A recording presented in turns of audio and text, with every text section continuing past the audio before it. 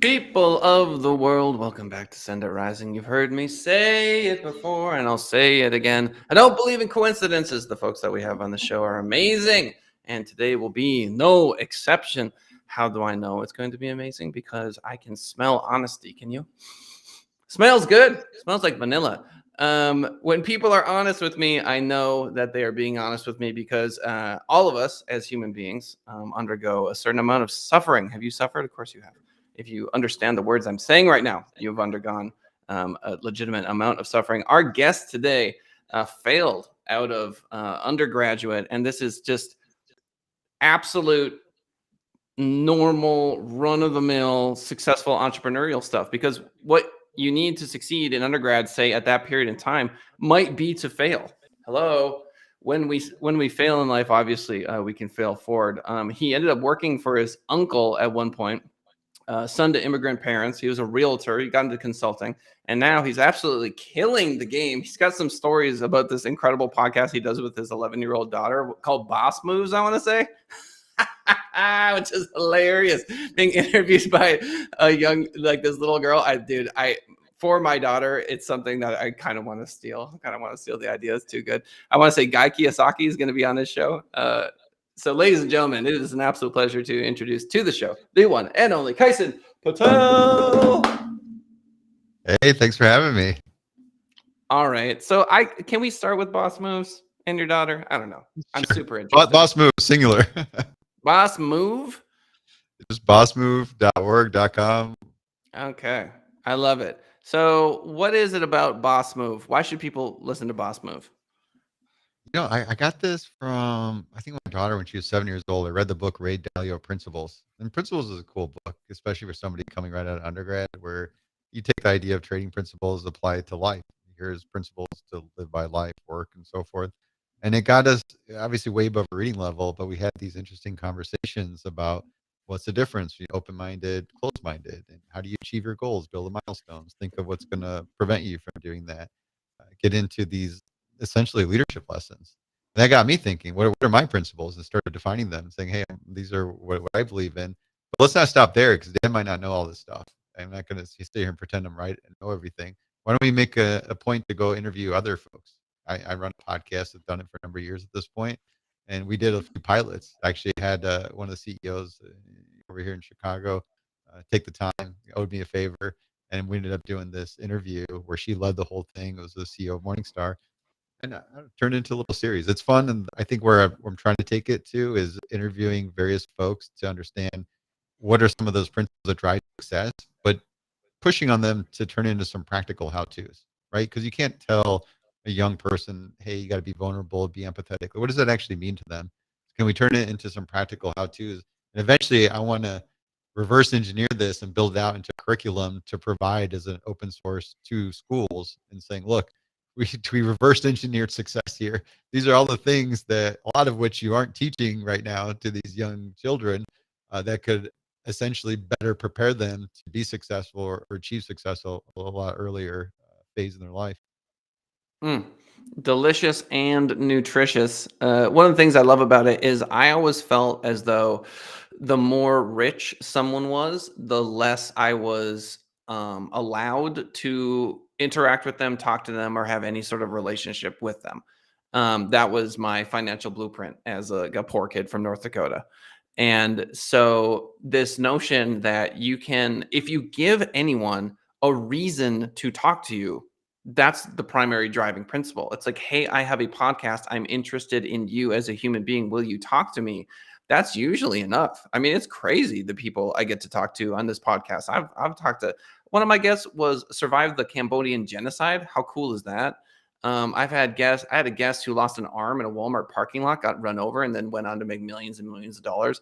It's just wild, the access we can have to people, and you're giving that gift to your daughter, because now she's going to feel like she can talk to anyone. Why not? Why can't she just be a guest on my podcast? She understands the avenue through which she can get in front of these people. I think it's so cool. Completely agree. Access to people you wouldn't otherwise be able to access, and develop your communication skills. It's beautiful.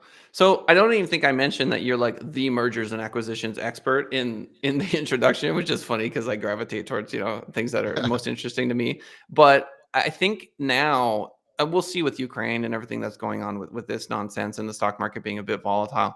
But a lot of people are sitting on a lot of money. Many homeowners have two, three, four, five, $600,000 of equity that they didn't have 3, 4 years ago, whatever.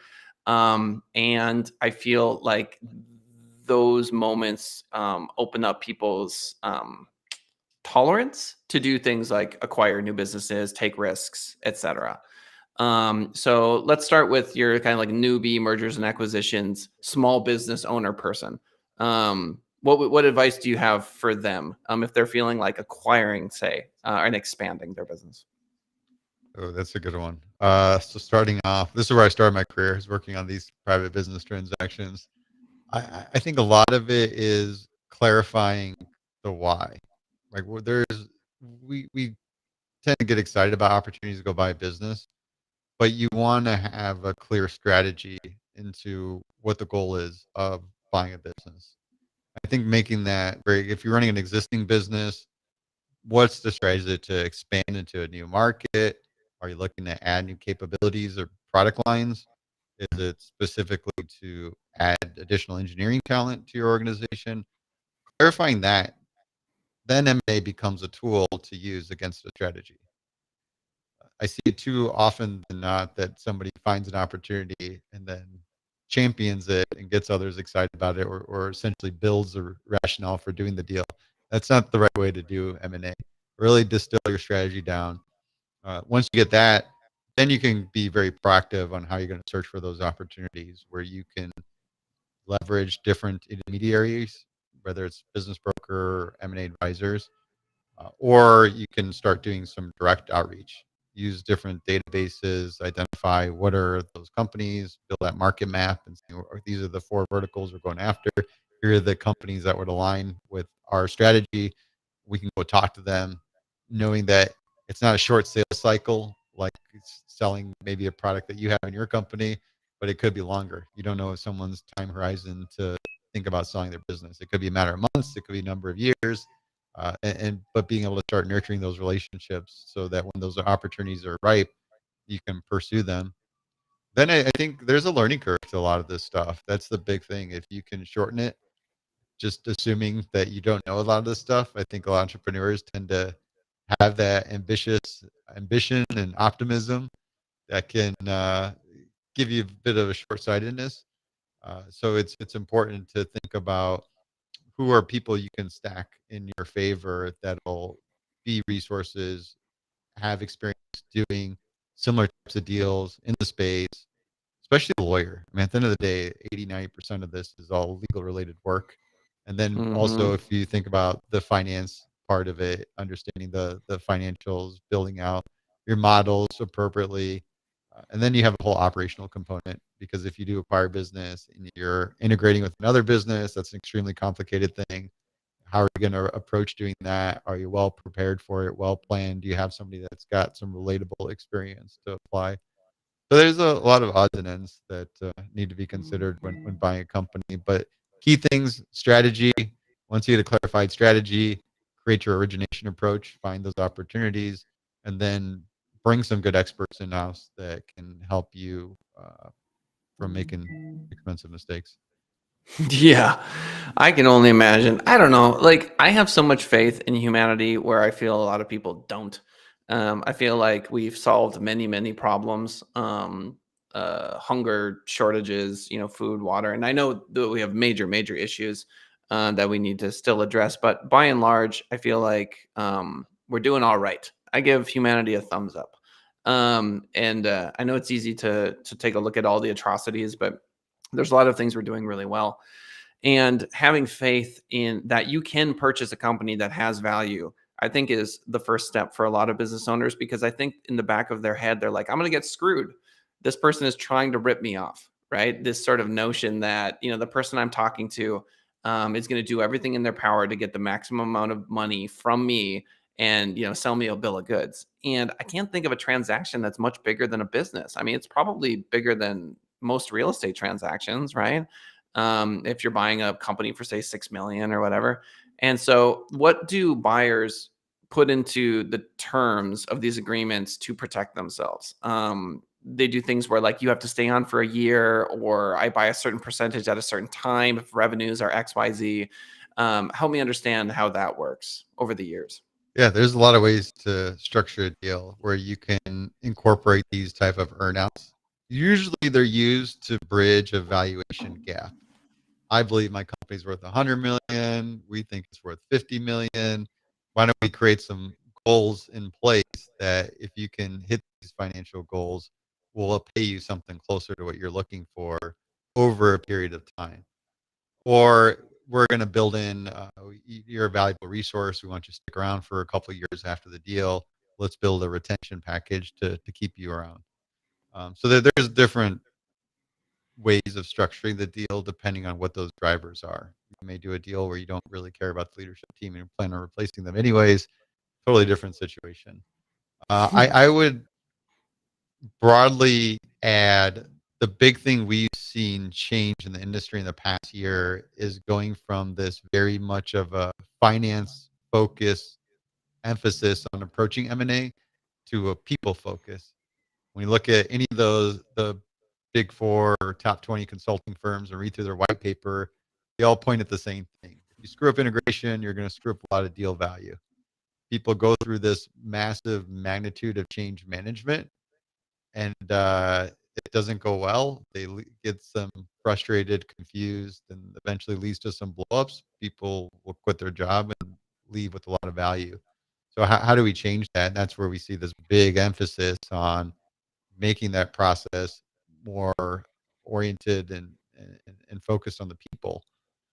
And then what does that mean? That's where we are getting into what are we trying to do with this business? What does this end state look like?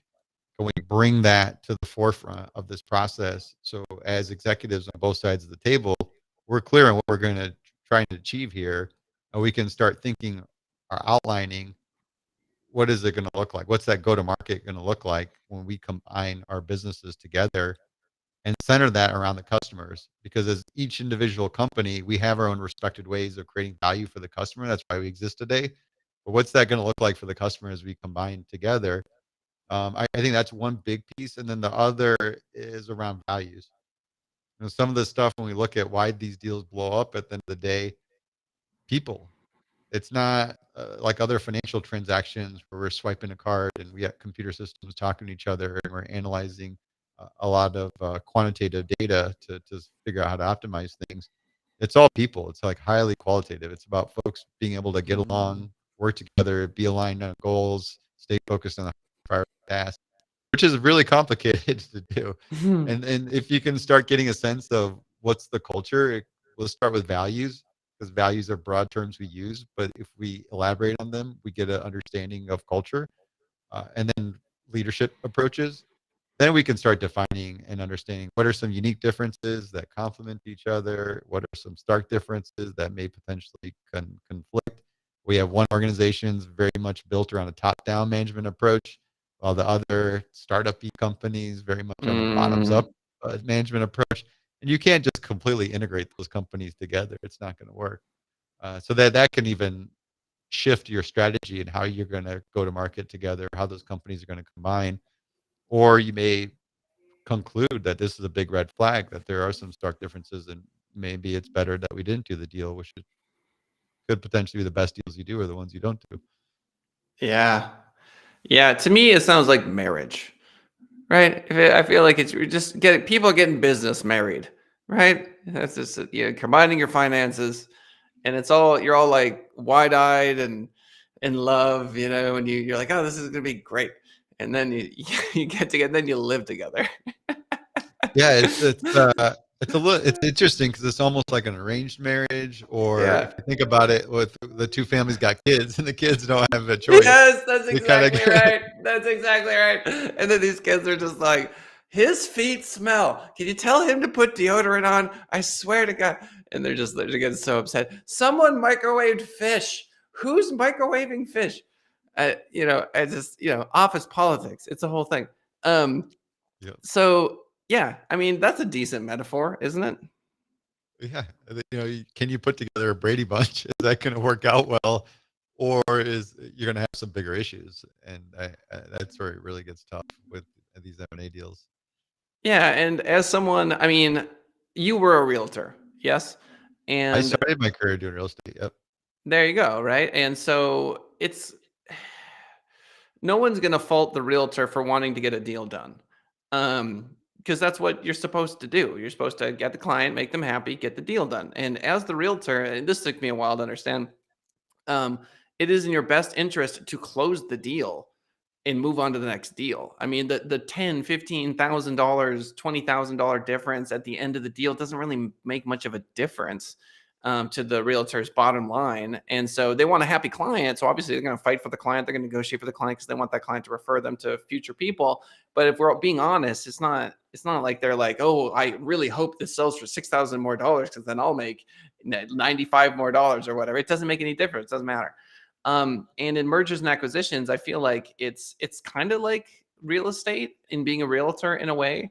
Um, but there is a ton of value that the expert brings to the table. Like when it comes to real estate sales, there are a couple people here in Vegas that'll do it for 1%, but I can't imagine the kind of service they're providing, at a 1% commission for these sorts of things, and as someone who has used property management companies and experts in the past, I am always adamant that finding a good one is well worth it because you avoid really painful mistakes.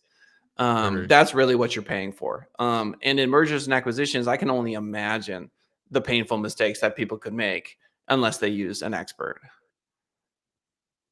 Very similar fundamentals there. We're doing a house search too, and same thing. I'm making sure I get a local agent that knows the market. And in fact, we just looked at a place yesterday that we got the opportunity to look at it a couple days before it actually went on market. So when you get somebody that actually has that domain expertise, you get these little things you can actually leverage. So how many deals have you done? I'm gonna ask a very blunt question on mergers and acquisitions over the years. I personally advised probably over 35. Okay. And Um, in those 35, can you talk about them specifically, or is that a total no-no? some. So normally that's the thing. I even with our client work because we today we do all corporate work. So we have a lot of big brands that we do work for, and you end up signing NDAs that basically say you can't tell Yeah. anybody. So I'd like, all right, we'll strip out the names and dates, and I can generally give you a sense of what went down there, but without giving you the specifics on who did what. Yeah, that's what I want. Can you give me an example of one that went sideways? And then this is no, by the way, for those of you listening, this is no indictment of Kison. I just think it's interesting to hear, when things don't always go rainbows and unicorn giggles. Yeah, that happens a lot. That's the thing. That's why M&A is so difficult because you go through this process and you start off with a couple people involved and they kind of, hey, I should buy your company. Yeah, that sounds like a great idea. And then you go through, and as you continue this process, you get more and more information and more people get involved. And if you think of the initial phase of doing diligence is all about finding risk. Last thing you want to do is buy a company and miss some big thing that blows it up and realize that you paid way too much, or here's this expensive surprise. So that's so much of diligence is around minimizing risk. And with that, you're constantly requesting information, sending clarification questions to the company you're looking to acquire.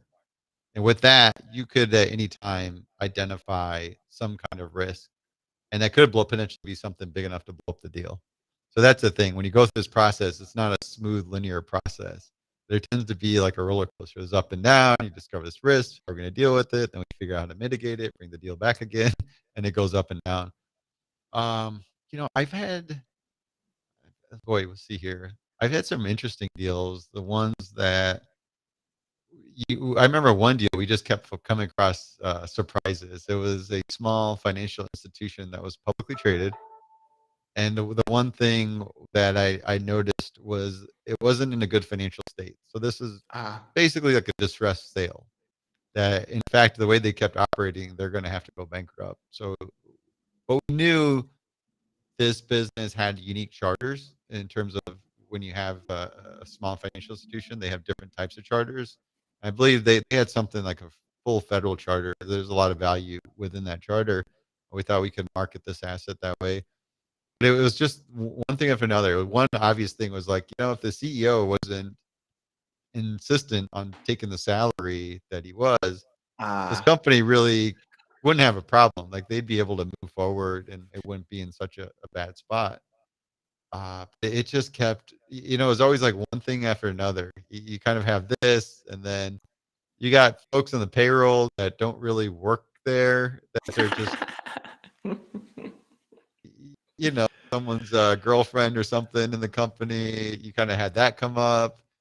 Then you kind of have like the mysterious partner that doesn't really have anything to do with the company, but then they're taking the check out of the company.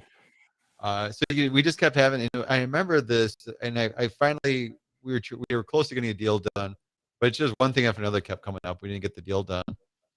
Then out of nowhere, through a totally different channel that we weren't representing, came this other public company that bought them out for literally 4 times higher than what we were. Whoa. Ridiculous, made no sense at all. And then after they completed that deal, 3 months later, that company went bankrupt. Whoa. So they're just little weird things like that can come up on these M&A deals. Wow. One misstep, one wrong deal, one wrong move, It's funny to me that we give corporations, I mean, literally corp, right? Cuerpo from Spanish and Latin, corpus. We turn them into these people, and we go, oh, well, it's the company, as if it isn't just a conglomeration of. Because here's the thing about people, Kyson, you probably know this. People are lazy. And people have problems, and they've got issues they're working through, and they have Yep. marital strife, and they have parenting problems and health issues, and you put all that together and you have a company. Agree. But it's just so funny to me that we have these, it's like we think Coca-Cola, right? And it's just it's so easy to identify with the red color and the beverage, and we don't see the problems and the stress and the car wreck and the people skimming off the top and all of the, you know what I mean, and their connections to like Mexican drug lords. And it's just wild. It's wild. People are wild. We live these wild lives, and so it's funny because as a consumer, you just buy the Coke, you move on with your day, right? You may not know some of the stuff that goes along with it. But as a mergers and acquisitions person, it's like you're a divorce attorney almost, like I don't know, the opposite of a divorce attorney. What's that? I don't even know. But it is a bit like the arranged marriage thing you were talking about, where it's your job to protect the interests of your party. And so you need to go dig in for the dirt. Where is it? Show me the dirt, on either side, buy or sell. And hey, guess what? There's dirt. That's my favorite part about this industry is you get a peek in all these different businesses, see how they operate. We get exposed to a lot of different industries, and it's interesting. It's always very, very interesting to see how all these corporations are structured, how they operate, how they execute on M&A. It's all completely different.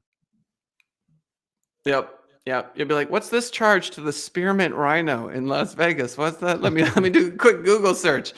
That's not, that's I had one of the podcast interviews I did. I always ask my signature question at the end of the podcast is, what's the craziest thing you've seen in M&A? yeah. And I think one of them, she came back with this story about we acquired this company, and they basically had the tradition of once a week going out to the strip club, and that was Yeah. part of it. And Yeah. now that they're part of this large publicly traded company, It's we part of can't their expense. history. We can't expense that because it's just not. We can't do it. And then I guess the common ground was like, look, you guys can go continue doing this on your own time and your own dime, but Mhm. we can't sponsor it as a company. That's right. That is exactly right. And yeah, all that dirty laundry. It's funny, we do these things and we leave and things are going to get even wilder. So this entire what we just described here is a level of scrutiny that most people are not willing to undergo. However, with the blockchain and everything that's happening with crypto, it's all going to be on the public ledger soon. So those coming for you, private citizen, when you buy stuff with Bitcoin, it's all going to be trackable. But yeah, it's starting here, and I don't know, it's wild. Ladies and gentlemen, I want to make sure that our good friend Kison Patel has a chance to tell you about his business, what you should use him for, where you can reach him, etc. Before we run out of time. So, Kison, would you do me a favor and give the fine folks a way to reach you? Sure. Anybody interested in learning about M&A, it's all mascience.com. We have tons of content covering the whole spectrum. Our practice, we focus on corporate M&A. So we tend to work with larger multinational companies and help them optimize their M&A practice, from providing educational resources to technology tools. But we have a lot of content out there if anyone's interested in just a career path in M&A. I think it's something we talked a little bit about earlier. You don't get exposed to some of this stuff at an early age and a lot of times we stereotype investment banking roles as associated with M&A, but there's so many other roles when we look at what actually happens and the magnitude of change that happens when M&A is executed. So definitely encourage people to take a look. It's really interesting career opportunities that touch a lot of different, basically every part of a company. Yep, yep. And don't forget Boss Move. Did I say it right? Boss Move. Yeah, you got it. Yeah, and check out the Boss Move podcast. It's different. It's interesting, and there is a through line between what Kyson's doing with his M&A work and this Boss Move podcast. I think it's so cool, teaching the next generation. So you're going to want to check that one out as well, ladies and gentlemen. You know the drill. YouTube.com/send it rising. Like, subscribe, etc. If you want to check me out on the TikTok, TikTok.com/send it rising. If you're listening to us on iTunes, Spotify, or the 13 other podcast platforms that we are currently on, we love you. If you made it to the episode, you know you're my hero. I thank you so much. Kison, leave them with one final word of wisdom. Final word of wisdom. I think empathy is the big one I've been chatting a lot about with my daughter. It's connect with another person. Listen first is essentially the starting place. A lot of times we enter conversations with folks thinking we know more about the topic, subject, or we have a certain agenda we want to drive to get out, and then we're not spending the time listening. But if you can objectively put that aside, assume what you know is wrong, or whatever, you get to that state where you know nothing. And really intently listen, understand what the other person's thinking, how they feel, why they feel that way, what are their goals, what are the challenges, align yourself to help them achieve those things. That's where you can create the progress and build strong relationships that allow you to progress and find your success. Beautiful. Spoken like a true wise man. Ladies and gentlemen, thanks for swinging by the show. We'll see y'all next time.